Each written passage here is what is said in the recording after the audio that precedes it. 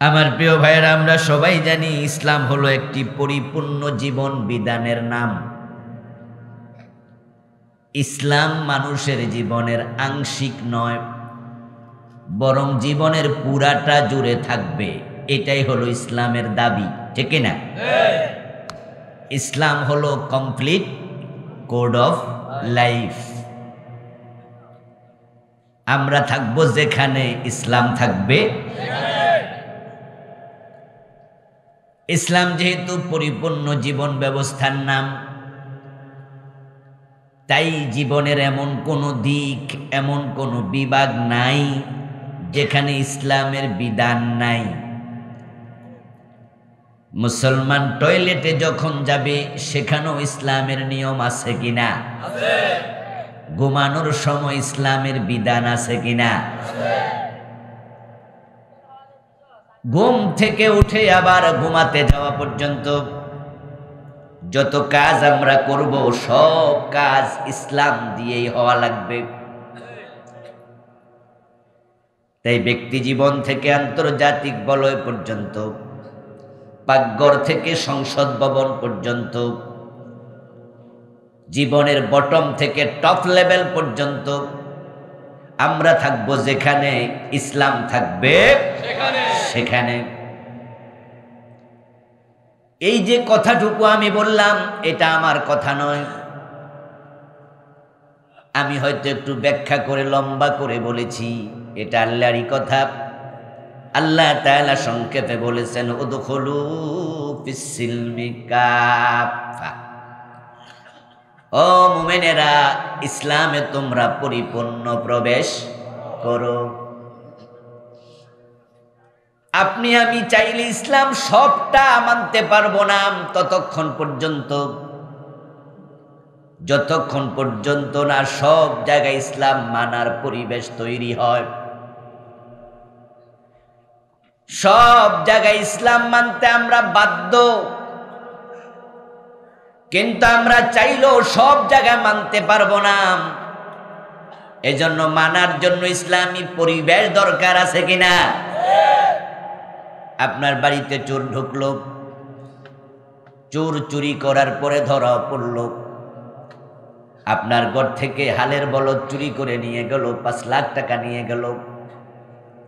পরের দিন ধরা পড়ল, অথবা নিয়ে রওনা দিছে, আপনি ধরে ফেলেছেন। এখন আল্লাহর আইন হলো, চোর ধরে হাত কেটে দাও। এমন আইন কোরআন মাজিদে আছে না নাই? السارق والسارقة فاقطعوا أيديهما। আল্লাহ তাআলা বললেন, চোর পুরুষ হোক আর নারী হোক, তাদের হাত কেটে দাও। এই আয়াতের আলোকে প্রিয় নবী মুহাম্মদুর রাসূলুল্লাহ সাল্লাল্লাহু আলাইহি ওয়াসাল্লাম, রাসূলের নাম শুনলে দুরূদ পড়বেন। আবার পড়ুন, সাল্লাল্লাহু আলাইহি ওয়াসাল্লাম। আয়াতের আলোকে বলেছেন, তিনি আমার মেয়ে ফাতেমা যদি চুরি করে, আমি ফাতেমার হাতটাও কেটে দেব। এখন চোর ধরে হাত কাটা, এই আইনটা মেনে চলা নফল না ফরজ? এই আইনটা জিনেরা মানবে, ফেরেশতারা মানবে, জঙ্গলের হাতি মানবে, পানির তিমি মাছ মানবে, নাকি মানুষ? কারণ মানুষ হলো জমিনে আল্লাহর একমাত্র খলিফা। তাই আল্লাহর আইন মানুষে বাস্তবায়ন করবে। আল্লাহর মাখলুক আছে লাখ লাখ, কিন্তু খলিফা কয় মাখলুক? কথা বলুন। জিন কি আল্লাহর মাখলুক নয়? ফেরেশতা কি মাখলুক নয়? গাছগাছালি মাখলুক নয়? চন্দ্র তারকা মাখলুক নয়? তারা কি আল্লাহর খলিফা? আল্লাহর খলিফা শুধু মানুষ। এই জন্য আল্লাহর যত বিধান আছে, আইন আছে, সবগুলো বাস্তবায়ন করার দায়িত্ব কার? মানুষের। ইন্নী জাইলুন ফিল আরদি খলিফা। খলিফার কাজ হলো আল্লাহর বিধানগুলো বাস্তবায়ন করবে। এখন আল্লাহ যে বললেন সুর ধরে হাত কেটে দাও, এই আইন বাস্তবায়নের দায়িত্ব কার? মাশাআল্লাহ, কথা বলুন, কার? এই হিসাবে এবার আপনি ওই সুর ধরে হাত কেটে দিতে পারবেন তো? আমার বন্ধু, আল্লাহর আইন মানা তো ফরজ, কিন্তু চোর ধরে হাত কাটার পরিবেশ তো নাই। এখন আপনাদের ইউনিয়নের চেয়ারম্যানের কাছে দিলেন ধরে, ইসলামের ফৌজদারি বিধানগুলো ব্যক্তিগতভাবে কায়েম করার অনুমতিও নাই। এই জন্য রাষ্ট্রের বিধান আছে, আইন হাতে তুলে নিও না, এরকম একটা কথা আছে কিনা? আইন প্রয়োগের জন্য সরকারের নির্দিষ্ট সংস্থা আছে। এই কথার সাথে ইসলামও দ্বিমত করে না। তাই ব্যক্তিগতভাবে চোরের হাত মানুষ কাটবে না, এটা আদালতের ব্যাপার। এখন আপনি আমি ধরে নেতাদের কাছে দেব, আইন যারা চালায় তাদের হাতে দেব। এখন ম্যাজিস্ট্রেট সাহেবের কাছে চেয়ারম্যান সাহেব চোর পাঠিয়ে দিল, আমরা ধরে চেয়ারম্যানের কাছে দিলাম, অথবা থানার পুলিশের কাছে দিলাম। থানাওয়ালা ইউনিয়নের চেয়ারম্যান সাহেব ম্যাজিস্ট্রেটের কাছে পাঠাবে। কোর্টে পাঠানোর পরে আপনারা বলুন তো, আমাদের ম্যাজিস্ট্রেট সাহেব চোর ধরে হাত কাটতে পারবে? কাটলে চাকরি থাকবে। অথচ চোর ধরে হাত কাটার আইন মানাটা নফল না ফরজ? কেন পারল না? কারণ সে পরিবেশ নেই। আমাদের দেশে মদ, গাঁজা, ইয়াবা, হেরোইন, ফেন্সিডিল আছে কিনা? ইসলামের বিধান হলো মদ পান করলে 80 বেত লাগাতে হবে, এটা সবাই জানেন। রাসূলুল্লাহ সাল্লাল্লাহু আলাইহি ওয়াসাল্লামের সাহাবী ফারুক আযম ওমর রাদিয়াল্লাহু তাআলা আনহু, উনার ছেলে আবু সাহামা মদ পান করেছিল। উনি আবু সাহামাকে 80 বেত দিয়েছেন, স্যার দেন নাই। মদ্যপানের অপরাধে প্রিয় পুত্রকে নিজ করে মেরেছ দুররা, মরেছে পুত্র তোমারই চোখের পরে। এখন আমাদের দেশে যদি কোনো মদ পানকারী ধরা পড়ে 80 বেত লাগানোর পরিবেশ আছে? আপনি লাগাতে পারবেন না, ছেড়ে দেন আপনি তাকে ধরে পুলিশের হাতে। পুলিশ তাকে কোর্টে চালান করলো, ম্যাজিস্ট্রেট 80 বেত লাগাইতে পারবে? অথচ রাসূলের সুন্নাহ বিধান মানা উম্মতের জন্য নফল না ফরজ? তো আল্লাহর আইন এখানেও তো মানা গেল। জেনা করলে পরে অবিবাহিত হলে 100 বেত লাগাতে হবে, এমন আইন আল্লাহর কোরআনে আছে কিনা? সূরাতুন নূরে আল্লাহ বলেছেন, আয-যানিয়াতু ওয়াজ-যানি ফাজলিদু কুল্লা ওয়াহিদিম মিনহুমা মিয়াতা জালদা। জেনাকারী অথবা জেনাকারী তাদের প্রত্যেককে 100 করে বেত লাগাও। কে বলেছেন? একটু জোরে বলুন না, কে বলেছেন? আল্লাহর এই আইন মানা নফল না ফরজ? এখন বাংলাদেশে পরিবেশ আছে তো জেনা করলো, ধরলেন, পুলিশের কাছেও দিলেন, থানায়ও গেল, কোর্টেও গেল, কিন্তু 80 বেত লাগানো হলো না। এতে বোঝা যায় আল্লাহর অসংখ্য আইন মানার পরিবেশ আমরা তৈরি করতে পারি নাই। না করার কারণে এই আইনগুলো মানা হয় না। অথচ ইসলাম তো পরিপূর্ণ জীবন বিধান, আমরা থাকবো যেখানে, ইসলাম থাকবে সেখানে। তাই শুধু মসজিদে মাদ্রাসায় না, ইসলামকে আদালত নেওয়া লাগবে। ওই পরিবেশ আপনাকে আদালতে তৈরি করতে হবে। উদখুলু ফিস সিলমি কাফা, ইসলামে পুরা ঢোকো। এখন ইসলামে বাংলাদেশের মানুষ অর্ধেক ঢুকলো না, পুরা ঢুকছে।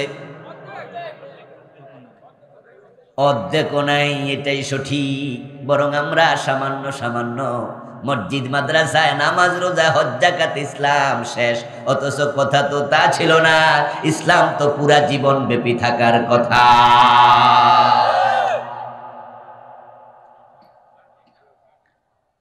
আমি আপনাদের সামনে সূরাতুস সফ পড়লাম, সফ থেকে 9 নম্বর আয়াত। যে আয়াতে কারিমাতে নবী মুহাম্মদুর রাসূলুল্লাহ সাল্লাল্লাহু আলাইহি ওয়াসাল্লামকে আল্লাহ পৃথিবীতে কেন পাঠিয়েছেন সেই প্রসঙ্গে কথা বলেছেন। বিশ্বনবী পৃথিবীতে কেন এসেছেন সেটা জানা আমাদের দরকার আছে কিনা? কারণ রাসূলকে মানা, অনুসরণ করা উম্মতের জন্য নফল না ফরজ? এখন যদি মানতে হয়, মানার আগে জানতেই হবে। আগে মানা না আগে জানা? এই জন্য কোরআনের প্রথম আয়াত নাজিল হয়েছে ইকরা, মানে পড়ো, পড়লে জানবা, জানলে মানতে পারবা। রাসূলুল্লাহ সাল্লাল্লাহু আলাইহি ওয়াসাল্লাম কেন পৃথিবীতে এসেছেন এটা আমাদের জানতে হবে। উনার জীবনের লক্ষ্য ছিল দ্বীনের বিজয়, যেটা আল্লাহ তাআলা সূরা সাফের 9 নম্বর আয়াতে, সূরা ফাতিহার 27 নম্বর আয়াতে, সূরাতুত তাওবার 33 নম্বর আয়াতে, একই কথা 3 আয়াতে বলছেন, 3 সূরাতে। ওয়াল্লাযী আরসালা রাসূলাহু বিল হুদা ওয়া দীনিল হাক্কি লিইয়ুযহিরাহু আলাদ দীনি কুল্লি। সুবহানাল্লাহ, সুবহানাল্লাহ। রাসূলুল্লাহ যে জন্য পৃথিবীতে এসেছেন সেটা ছিল দ্বীনের বিজয়। আল্লাহর হাবিব এটাই করেছেন, দ্বীনের বিজয় হয়েছে মদিনায়।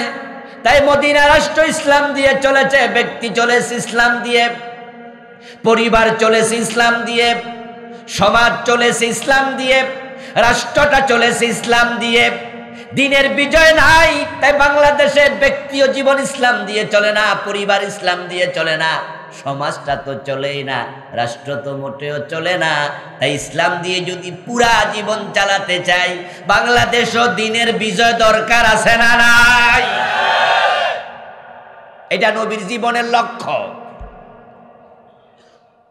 নবীর জীবনের লক্ষ্য যাহা, উম্মতের জীবনের লক্ষ্য হবে হুবহু তাহা। উম্মত নবীকে অনুসরণ করবে তাদের জীবনের প্রতিটি পরতে পরতে। নবী হলেন উম্মতের জন্য একমাত্র আইডল, একমাত্র উসওয়া, কুদওয়া, নামুজাজ, উসওয়ায়ে হাসানা। রাসূলকে সামনে রেখে উম্মত ফলো করবে, পায়ে পায়ে, কদমে কদমে। রাসূল সাল্লাল্লাহু আলাইহি ওয়াসাল্লামের কথার সাথে উম্মত নিজের কথা মিলাবে, রাসূলের কর্মের সাথে উম্মত কর্ম মিলাবে। ইসলামটা রাসূলের ফরমার আলোকে উম্মত সাজাবে। মাথার মাপে টুপি হবে, গায়ের মাপে জামা হবে, রাসূলের মাপে ইসলাম হবে। মাথা আপনার, টুপি আপনার, মাফ আপনার, জামা আপনার, শরীর আপনার, গা আপনার, তাই মাফ আপনার। ইসলাম কি আপনার? ইসলাম কি হুজুরের, পীর সাহেবের, অমুক তমকের? ইসলাম কার? ইসলাম আল্লাহ এবং তার রাসূলের। এবং সূরা নসরের মাঝে এটাই তো আমরা বলি, ইযা জাআ নাসরুল্লাহি ওয়াল ফাতহু ওয়া রাআইতান নাসা ইয়াদখুলুনা ফি দীনিল্লাহ। হে নবী, যখন আল্লাহর পক্ষ থেকে সাহায্য এবং বিজয় আসবে, আপনি দেখতে পাবেন মানুষ দলে দলে আল্লাহর দ্বীনে প্রবেশ করে। কার দ্বীন? আল্লাহর দ্বীন। দ্বীন কার? আল্লাহ। ইসলাম কার? আল্লাহ। ইসলাম আপনার মাপে কেমনে হবে? ইসলাম তো আপনার না। বাজারে টুপি কিনতে গেলে আপনি মাথায় মিলান, মাথায় মাপে হলো কিনা। যদি আপনার মাথায় টুপির মাপ মতো না লাগে, মিল মতো না লাগে, মাথা যা টুপি বড় আপনি রেখে দেন, মাথা যা টুপি ছোট আপনি রেখে দেন। 5টা 10টা 7টা 3টা 4টা মাপ দেন, মিলে না, একটাও কিনেন না, রওনা দিছেন। দোকানদার বলে, কি ভাই জানেন না? আপনি কোন মাপে তো মিলে না। দোকানদার কয়, না মিললে কি হয়েছে, দাম অর্ধেক নিয়ে যান, নিবেন? আপনি বলেন, আরে ভাই দাম তো পরে, আগে তো মাপে মিলন লাগবো নাকি? মাথা আপনার, টুপি আপনার, মাপ আপনার মাপ মতো হবে না, ওই টুপি নেয় না। জামা মাপ মতো হবে না, সেই জামা কিনে না। যার ইসলাম আল্লাহর রাসূলের মাপ মতো হবে না, তার ইসলাম আখিরাতে আল্লাহ নেয় না। ফেলে দেবেন, নেবেন না, বাতিল। এই জন্য আল্লাহ তাআলা বলছেন, কুল ইন কুনতুম তুহিব্বুনাল্লাহ ফাত্তাবিউনি ইউহিব্বুকুমুল্লাহ ওয়া ইয়াগফির লাকুম যুনুবাকুম ওয়াল্লাহু গফুরুর রহিম। সুবহানাল্লাহ, সুবহানাল্লাহ। ও নবী, আপনি উম্মতকে বলুন, আপনি ঘোষণা করুন, তোমরা যদি আল্লাহকে ভালোবাসতে চাও, আল্লাহর ভালোবাসা পেতে চাও, ফাত্তাবিউনি, আমি নবীকে অনুসরণ করো। ইয়াগফির লাকুম যুনুবাকুম, যদি আমি নবীকে তোমরা অনুসরণ করো, আল্লাহ নিজে ঘোষণা করছেন তিনি আল্লাহ তোমাদের গুনাহগুলো ক্ষমা করে দেবেন। আমরা গুনাহ মাফ চাই, আমরা আল্লাহর জান্নাত চাই। আল্লাহর জান্নাত যদি আপনি পেতে চান, গুনাহ থেকে মুক্ত হয়ে আখিরাতে সফলতা চান, রাসূলের অনুসরণের বিকল্প নেই। যে নবীকে মানবে না তার নাম উম্মতের কাতারে শামিল হবে না। এই জন্য প্রিয় নবীজি বলছেন, কুল্লু উম্মতি ইয়াদখুলুনাল জান্নাহ, আমার সব উম্মত জান্নাতে যাবে, ইল্লা মান আবা, তবে অস্বীকারী উম্মত জান্নাত পাবে না। কিলা মান আবা ইয়া রাসূলুল্লাহ, প্রশ্ন করা হলো, হে আল্লাহর রাসূল, অস্বীকারী উম্মত কে, যে জান্নাত পাবে না? প্রিয় নবী জবাব দেন, মান আতানি দাখালাল জান্নাতা ওয়া মান আসানি ফাকাদ আবা, যে আপনি নবীকে অনুসরণ করে জীবন চালাবে সে জান্নাতে যাবে, আর যে আমি নবীকে অনুসরণ করতে রাজি হবে না, অস্বীকারী তার কপালে জান্নাত নেই। ও আমার প্রিয় ভাই, রাসূলের উম্মত দাবি করলে জান্নাত পাওয়া যাবে না। অনুসরণ আবশ্যক, অনুসরণ আবশ্যক। আল্লাহর নবী এর জন্য বলছেন, আমার উম্মতগুলো ৭৩ দলে বিভক্ত হবে, তার মধ্যে ৭২ দল জাহান্নামে যাবে। উম্মত দাবি করলে আপনি জান্নাতি, ব্যাপারটা কিন্তু তা মোটেও নয়। তাফতারিকু উম্মতি আলা ৭৩ মিল্লাতান কুল্লুহুম ফিন্নারি ইল্লা ওয়াহিদা, আমার উম্মতগুলো ৭৩ দলে বিভক্ত হয়ে যাবে, তার মাঝে ৭২ দল জাহান্নামে ডুববে। তাহলে জান্নাতি মাত্র কয় দল? কিলা মান ইয়া রাসূলুল্লাহ, ক্বালা মান, আল্লাহর হাবিবকে প্রশ্ন করা হলো, হুজুর একটা দল জান্নাতি, মান হিয়া ইয়া রাসূলুল্লাহ, সে দলটা কোনটা? উত্তর দেন, মা আনা আলাইহি ওয়াসহাবি, সব উম্মত জান্নাতে যাবে না, শুধুমাত্র সেই জান্নাতে যাবে যে চিন্তা চেতনায়, চলনে বলনে, কথনে লিখনে, শয়নে জাগরণে, উঠায় বসায়, সব জায়গায় সব সময় আমি নবী এবং আমার সাহাবাদের মত পথ অনুসরণ করে জীবন চালাবে, শুধু ওই লোকটাই জান্নাতে ডুববে।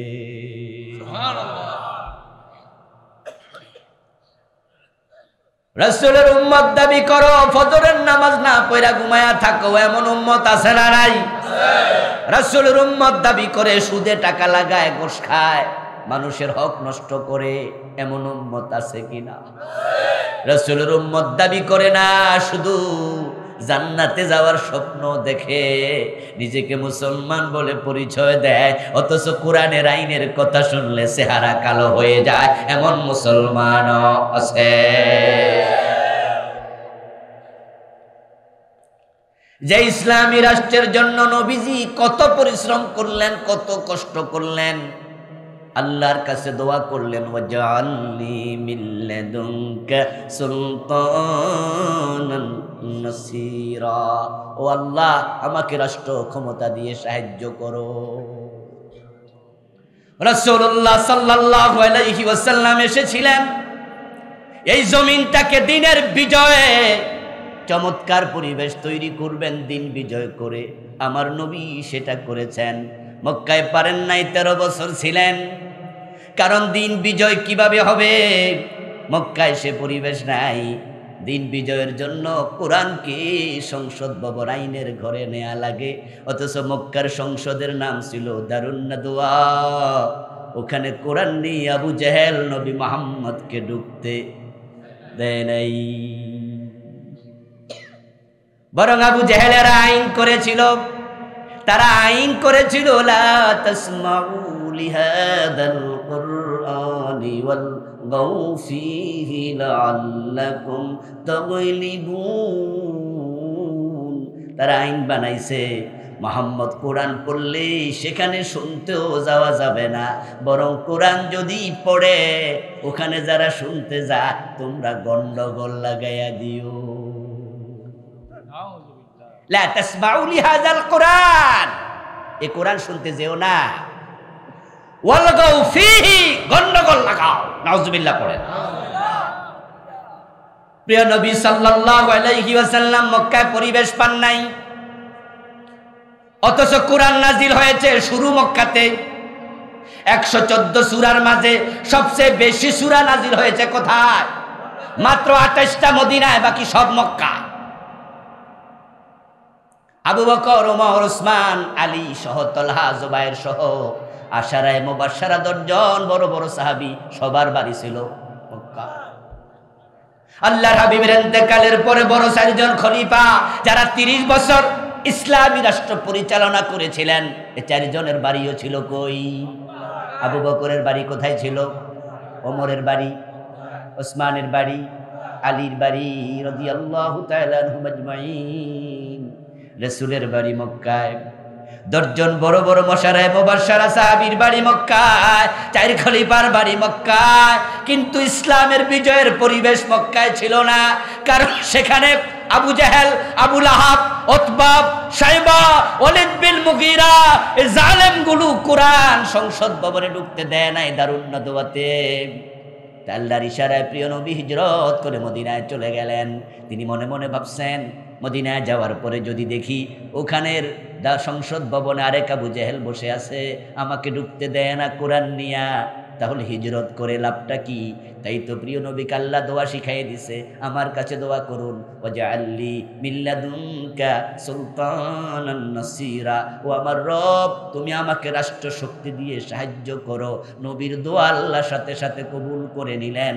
মদিনায় যেতে দেরি, মদিনার লোকেরা রাসূলকে কাঁধে নিয়ে নাচতে নাচতে রাষ্ট্রপ্রধান বানাতে আর দেরি করে নাই।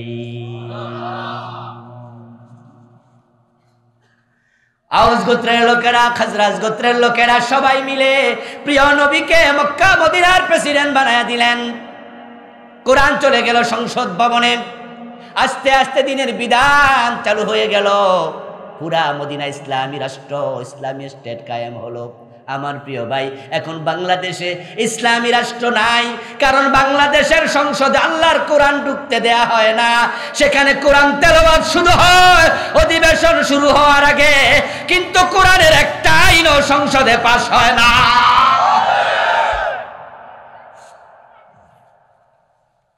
অথচ সংসদ ভবনে প্রধানমন্ত্রী মুসলমান, প্রেসিডেন্ট মুসলমান। এই 52টা বছর কোনো প্রধানমন্ত্রী হিন্দু হয় নাই, কোনো খ্রিস্টান প্রেসিডেন্ট হয় নাই, কোনো আইনমন্ত্রী বৌদ্ধ হয় নাই, সবাই মুসলমান। এরপরও তারা সেখানে কোরআনের আইন পাশ হতে দেয় না। তারা মনে করে ইসলাম তো আমরাও মানি। যেমন আমার সামনে আপনারা যারা আছেন, আপনারা মনে মনে ভাবতেছেন, হুজুর তাহলে আমাদের দোষ কি? আমরা তো আর প্রেসিডেন্ট, প্রধানমন্ত্রী, এমপি, মন্ত্রী না, আল্লাহ আমাদের সারা দেবে। আমি বলি দোস্ত, হ্যাঁ, সারা যদি পেতে চাও তাহলে যারা আল্লাহর আইনের পক্ষে না তাদেরকে সাপোর্ট করা বন্ধ করে দাও, যারা কোরআনওয়ালা তাদেরকে সাপোর্ট করো, কোরআন কায়েমের জন্য চেষ্টা করো, তাহলে আশা করা যায় আপনার মুক্তিও মিলবে।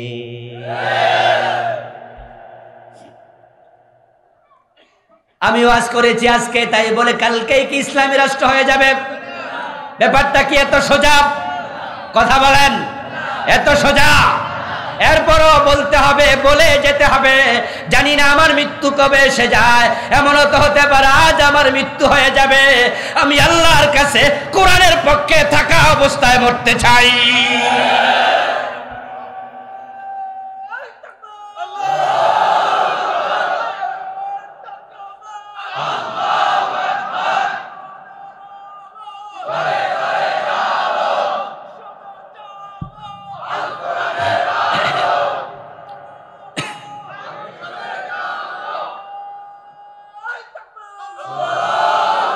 আমার প্রিয় ভাই, রাসূলুল্লাহ সাল্লাল্লাহু আলাইহি ওয়াসাল্লামের সুন্নাহ মানলে জান্নাত।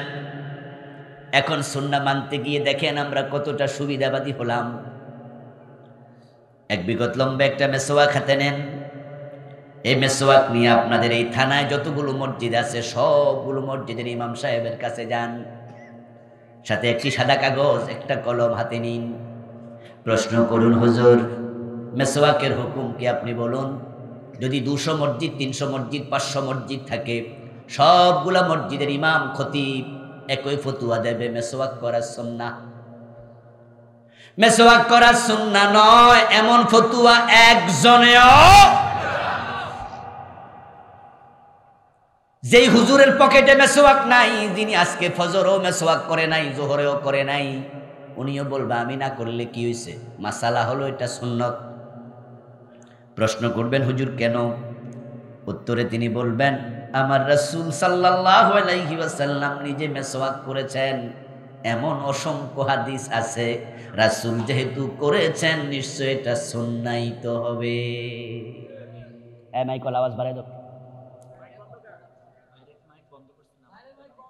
বাইরের মাইক বন্ধ, তাহলে এইখানে আওয়াজটা একটু বাড়াই দাও যেন আমি বেশি শুনি। আমার রাসূল যেহেতু মেসওয়াক করেছেন তাই তো এটা সুন্নাহ হবেই। সব হুজুর একমত, আমি এ কথার সাথে একমত, মেসওয়াক করা সুন্নাহ। আপনাদের কারো দ্বিমত আছে? আপনারাও একমত। বাংলাদেশের 18 কোটি মানুষ, 16 কোটি মুসলমান একমত হয়ে গেলাম। এবার পরের দিন 2.5 হাত লম্বা একটা তলোয়ার লইয়া ওই হুজুরদের কাছে এবার যান, হুজুর প্রয়োজনে অন্যায়ের বিপক্ষে তলোয়ার হাতে নিয়ে জেহাদ করার হুকুম কি, এটাও একটু আজকে বলেন। দেখবেন কত হুজুর আছে দৌড় মারবে, চেহারা কালো হবে, বাইরে আমার চাকরিটা খাইস না, কারণ জেহাদের পক্ষে ফতুয়া দিলে জঙ্গির মামলাও খাওয়া লাগে।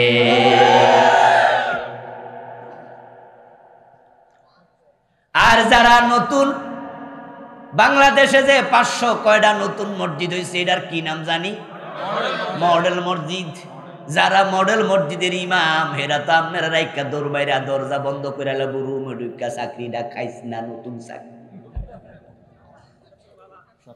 কারণ এই দেশে জিহাদের পক্ষে কথা বলে জেলে গেছে, মামলা খাইছে, এমন আলেমও আছে না নাই? অথচ ইসলামে জিহাদ আছে না নাই? আমার রাসূল যদি মেসওয়াক হাতে নিয়ে মেসওয়াক করলে মেসওয়াক সুন্নাহ হয়। আমার রাসূল কি 27টি যুদ্ধে অন্যায়ের বিরুদ্ধে তলোয়ার হাতে নিয়ে জিহাদের ময়দানে সেনাপতি ছিলেন না? তাহলে জিহাদ সুন্নাহ এটা অস্বীকার করলে ঈমান থাকবে কেমনে? ও প্রিয় ভাই, মেসওয়াকের কথা আল্লাহর কোরআনে এক জায়গাতেও নাই। সুন্নাহর কথা আছে কিন্তু রাসূলের অনুসরণের কথা আছে, কিন্তু মেসওয়াকের কথা আলাদাভাবে কোরআনে নাই, অসংখ্য হাদিসে আছে। এজন্য আমরা বলি মেসওয়াক সুন্নত। কিন্তু বলুন তো প্রিয় নবীজি 27টি যুদ্ধের সেনাপতি ছিলেন, ওই জিহাদের কথা আল্লাহর কোরআনে আছে না নাই? 2-4 বার না আরো বেশি? জিহাদের কথা আছে 500টি আয়াতে।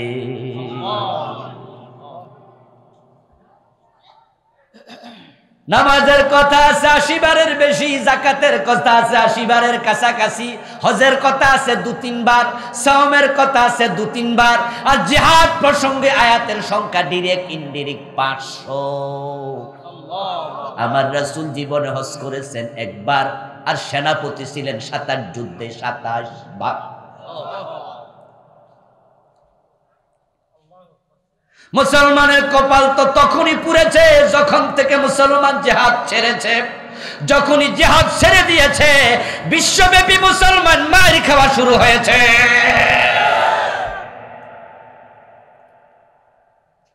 আগেকার মুসলমানরা জান্নাত খুঁজত তলোয়ারের ছায়ার নিচে। রাসূলুল্লাহ সাল্লাল্লাহু আলাইহি ওয়াসাল্লাম বলেছেন, আল জান্নাতু তাহতা জিলালিস সুয়ুফ, তোমরা জান্নাত যদি পেতে চাও, খুঁজতে চাও, তলোয়ারের ছায়ার নিচে জান্নাত আছে। মুজাহিদ যুদ্ধের মাঠে শহীদ হয়ে যায়, যদি শহীদ হয়ে যায়, শহীদ হতে দেরি, আল্লাহর জান্নাতে ঢুকতে 1 সেকেন্ডও দেরি হয় না। ডাইরেক্ট জান্নাত, ডাইরেক্ট জান্নাত, ডাইরেক্ট জান্নাত। আর এখন আমরা জান্নাত খুঁজি মসজিদের কোনায় ঢুকে।